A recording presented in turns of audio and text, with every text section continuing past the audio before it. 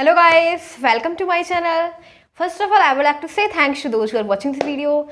So let's go and we are going to discuss about class 11. So class 11th है, chapter 9 is there, sequences and seed and exercise है हमारे पास 9.2. So guys, आज हम करेंगे question number 14 of exercise 9.2. Let's go on question number 14. Question number 14 में क्या दे रखा है?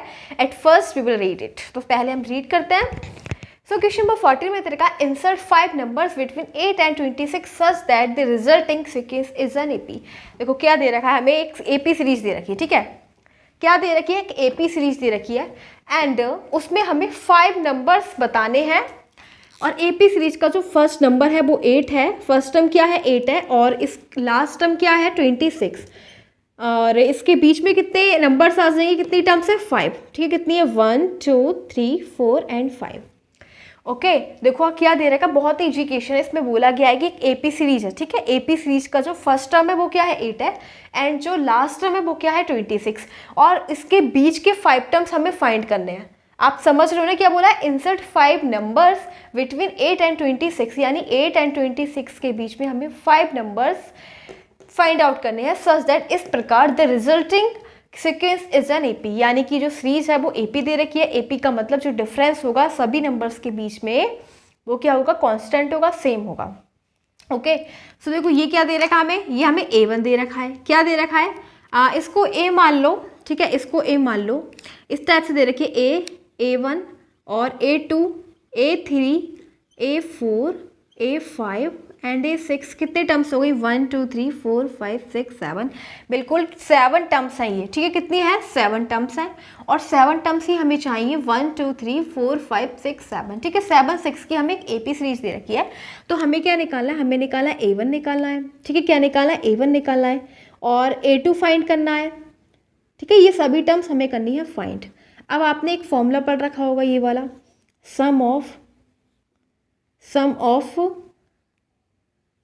nth term. ठीक है, सम ऑफ nth टर्म्स. ये क्या होता है? ये सम ऑफ nth टर्म्स होता है guys an equals to a plus n minus 1 into D. ठीक है, सम ऑफ nth टर्म्स क्या होता है? an equals to a plus n minus 1 into D. अब an क्या होता है? an होता है लास्ट टर्म. क्या होता है? an होता है लास्ट टर्म. लास्ट टर्म क्या है इस सीरीज की? 26. तो बहुत ईजी से हम रख देंगे यहाँ पे 26. ए क्या है? फर्स्ट टर्म है. फर्स्ट टर्म क्या है? हमें 8 दे रखी है. एन क्या है? देखो टोटल टर्म्स कितनी है? 1 2 3 4 5 6 7. तो एन क्या है? 7 माइनस 1. डिफरेंस हमें नहीं पता. ठीक है, हम निकाल लेंगे 26 माइनस 8 इक्वल्स टू 7 माइनस 1 60. ठीक है, तो 18 इक्वल्स टू 60. अगर हम डी की वैल्यू निकालेंगे तो क्या आ जाएगा? 3. यानी कि गाइस डी क्या है? 3. यानी कि सभी नंबर्स के बीच में कितना कितना डिफरेंस है? 3 का डिफरेंस है. अब बहुत ईजी, हमें क्या निकाला? हमें निकालना है ए. क्या निकालना है? A1 निकालना है. यानी कि देखो इसके बीच में 5 टर्म्स है ना, 1 2 3 4 5. यानी कि ये है A, ये है A1, तीसरा है A2, था फोर्थ है हमारे पास A3 और फिफ्थ है हमारे पास A4 एंड 6 है हमारे पास A5. तो हमें क्या निकाला है? हमें A1 निकाला है. A1 निकालने के लिए हम A प्लस डी लिखेंगे. ठीक है, देखो एक तो फर्स्ट टर्म और उसके अंदर डिफरेंस और ऐड कर देंगे, हमारी सेकेंड टर्म निकल जाएगी. तो A क्या है? देखो A हमारे पास 8 दे रखा है और डिफरेंस अभी हमने निकाला क्या है? 3. तो देखो A1 क्या आ गया? 11. तो इसकी जगह हम लिख देंगे 11. फिर नेक्स्ट हमें क्या निकालना है? A2. A2 कैसे निकलेगा? A2 निकलेगा A प्लस 2D. ठीक है, A प्लस 2D. तो A क्या है? A 8 है प्लस 2 इंटू डी की डिफरेंस कितना है? 3. तो ये हो जाएगा 8 प्लस 6 यानी कि 14. तो यहाँ पे लिख दो 14. ठीक है, फिर नेक्स्ट हमें क्या निकालना है? A3 निकालना है. तो A3 कैसे निकालेंगे? A plus 3D. तो A कितना है? 8 है प्लस 3 इंटू 3. तो ये हो जाएगा 8 प्लस 9 यानी कि 17. तो यहाँ पे लिख देंगे 17. ठीक है, फिर नेक्स्ट हम निकालेंगे A4. A4 कैसे निकलेगा? A4 निकलेगा A प्लस 4D. तो A कितना है? 8 है प्लस 4 इंटू डिफरेंस कितना है? 3. तो 8 प्लस 12. ठीक है, कितना हो जाएगा? 20. तो 70 के बाद आ जाएगा 20. फिर नेक्स्ट निकालेंगे A5. A5 निकलेगा A प्लस 5D. A कितना है? 8 प्लस 5 इंटू 3. तो ये हो जाएगा 8 प्लस 15. तो कितना हो जाएगा? 23, ठीक है। तो अब आपने देखा हमारे पास जो 5 नंबर्स थे, 5 टर्म्स थी, वो हमें फाइंड करनी थी। हमने कैसे फाइंड करी? 5 टर्म्स, ठीक है। एपी सीरीज है, एपी सीरीज में जितने भी नंबर्स होते हैं, जितने भी टर्म्स होते हैं, उनके बीच का डिफरेंस क्या होता है? कॉमन होता है, सेम होता है, ठीक है। तो बस हमें डिफरेंस निकालना था, बाकी हमें अपनी टर्म्स मिल जाती, ठीक है। आप तो बहुत ईजी से बस केवल डिफरेंस निकालो, बाद में आप देखो डिफरेंस कितना है, 3 है, तो 3 ऐड करते चले जाओ। 8 + 3 11, 11 + 3 14, 14 + 3 17, 17 + 3 20, 20 + 3 23। तो इसी प्रकार से हमारे जो 5 टर्म्स है वो क्या निकल गई? 11 14 17 20 एंड 23 आर टर्म्स, ओके, जो हमें फाइंड करनी थी। सो ये वाला क्वेश्चन हो गया complete.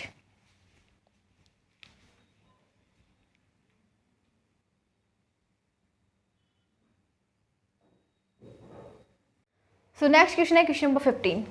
So let's go on question number 15, इसको रीड करते हैं, then will solve. So question number 15 में दे रखा है, there is given that if, इस टाइप से दे रखा है, is the arithmetic mean between A and B, then find the value of N. क्या बोला गया है? देखो ये क्या दे रखा है, is the arithmetic mean between 2 numbers A and B, यानी कि गाइस ये अर्थ 2 नंबर्स दे रखे हैं, ए एंड वी का अर्थमेटिक मीन के इक्वल दे रखा है ये, ठीक है। तो हमें इस पे एन की वैल्यू निकालनी है। तो सबसे पहले देखो बहुत ईजी दे रखा है, क्या दे रखा है क्वेश्चन में? हमें दे रखा है क्वेश्चन नंबर 15 में कि अर्थमेटिक मीन इतना है, ठीक है। अर्थमेटिक मीन इतना दे रखा है, किसका? इन दोनों नंबर का। तो लिखेंगे arithmetic mean between two numbers, numbers कौन से? A and B. तो 2 नंबर्स के बीच का हमें अर्थमेटिक मीन निकालना है। तो बहुत ईजी है, दोनों नंबर को ऐड कर दो, 2 से डिवाइड कर दो, ठीक है। अगर हम अर्थमेटिक मीन निकालते हैं तो दोनों नंबर को ऐड कर देते हैं, 2 से डिवाइड कर देते हैं, तो ऐसे निकल जाता है अर्थमेटिक मीन। और जो कि दे रखा है अकॉर्डिंग टू क्वेश्चन किसके इक्वल दे रखा है? ये arithmetic mean a + b/2 equal दे रखा है इसके a to the power n + b to the power n upon a to the power n - 1 + b to the power n - 1। ये हमें दे रखा है। अब हमें इसको सॉल्व करना है। कैसे करेंगे सॉल्व? से क्रॉस प्रोडक्ट कर देंगे, ठीक है। क्या करेंगे? क्रॉस प्रोडक्ट कर देंगे, यानी कि इसकी मल्टीप्लाई इससे और इसकी मल्टीप्लाई इससे, ठीक है। तो a + b की मल्टीप्लाई कर देंगे an - 1 + b to the power n - 1 equals to an + b to the power n × 2। अब देखो मल्टीप्लाई करो, a की मल्टीप्लाई अगर इससे करोगे तो जब नंबर सेम होते हैं, वेरिएबल सेम है, तो इसकी एक्सपोनेंट ऐड हो जाएगी, इसकी पावर 1 और इसकी पावर ये 1 + n - 1 प्लस फिर a की मल्टीप्लाई इससे करेंगे, ठीक है। a तो a b n - 1 हो जाएगा, फिर प्लस ये भी हो जाएगा, ये हो जाएगा ba n - 1 ba to the power n - 1 plus ये भी सेम, तो इन दोनों की पावर हो जाएंगी ऐड, इसकी पावर 1 और इसकी power n - 1 equals to 2 × a की power n plus 2 × b to the power n। अब a वाले अभी -1 से +1 cancel, a to the power n plus a b to the power n - 1 बिल्कुल सेम, प्लस ये हो जाएगा va to the power n - 1 plus -1 + 1 cancel out, b to the power n equals to 2a to the power n plus 2b to the power n। अब a वाले एक side and v वाले इस side, ठीक है। तो ये हो जाएगा an, इसको हम लेते हैं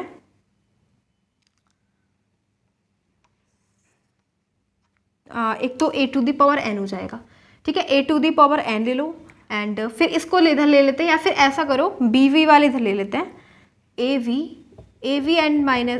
to the power n - 1 plus ba to the power n - 1 equals to, ये हो जाएगा, और इसको ना b को इधर ले लो, -2b to the power n equals to में 2a to the power n, और ये हो जाएगा -a to the power n। अब आप क्या देख रहे हो? 2a to the power n minus, तो देखो क्या आ जाएगा, 2 में से बन जाएगा तो बचेगा a to the power n, ठीक है। क्या बच जाएगा? a to the power n, और इधर था a की पावर n ले गए थे, इधर vn था एंड अभी इसके अंदर ना एक vn और रह गया है प्लस bn, ठीक है। ये थोड़ी ये bn और है, ठीक है, bn।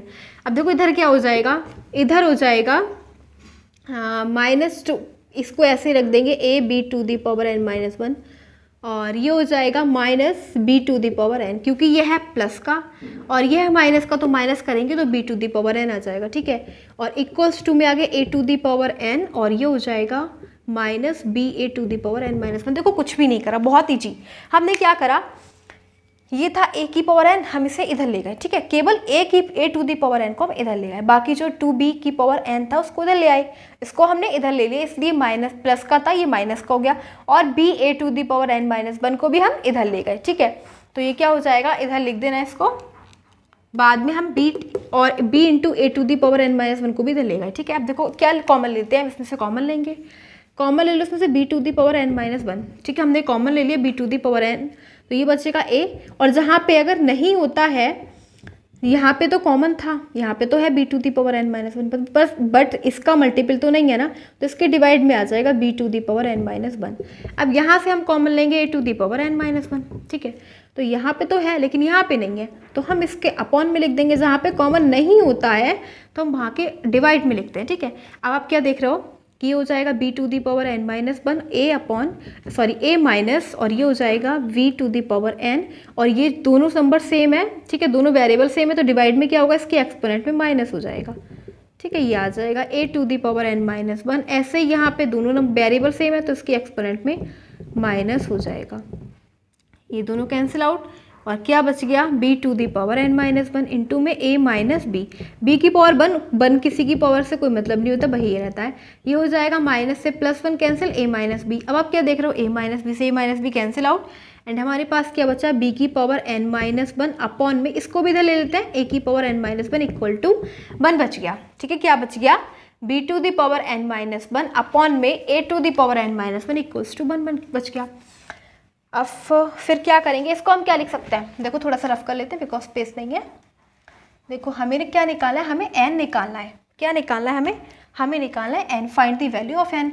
तो हम b अपॉन a की पावर ऐसे नहीं लिख सकते क्या, कि होल पावर n माइनस 1, बिल्कुल लिख सकते हैं, क्योंकि b की पावर भी n माइनस 1 है और a की पावर भी, तो हम b upon a to the power n minus 1 कर सकते हैं।